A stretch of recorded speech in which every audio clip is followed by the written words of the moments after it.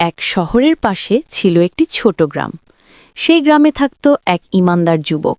সে ছিল খুব গরিব, কিন্তু তার ঈমান ছিল পাহাড়ের মতো দৃঢ়। প্রতিদিন ফজরের নামাজ মসজিদে আদায় করত, এরপর হালাল রুজির জন্য কাজে বের হতো। একদিন দুপুরে প্রচণ্ড রোদে কাজ শেষে সে বাড়ি ফিরছিল। পথের ধারে একটি কুকুরকে সে দেখতে পেল। কুকুরটি খুব দুর্বল, জিহ্বা বের করে হাঁপাচ্ছে, তৃষ্ণায় প্রায় মরার মতো অবস্থা। যুবক থেমে গেল। সে মনে মনে বলল, এই প্রাণীটাও তো আল্লাহর সৃষ্টি, আমিও তো একদিন এমন তৃষ্ণায় কষ্ট পেয়েছিলাম। কিন্তু তার কাছে তখন শুধু নিজের পানির ছোট বোতলটা ছিল। অনেক দূরে এখনো বাড়ি।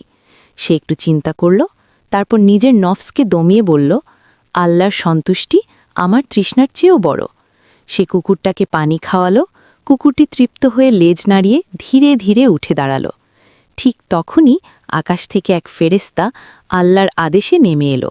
ফেরেশতা বলল, হে যুবক, আল্লাহ তোমার এই ছোট কাজের মাধ্যমে তোমার বহু গুনাহ মাফ করে দিয়েছেন এবং জান্নাতে তোমার জন্য একটি ঘর লিখে রেখেছেন।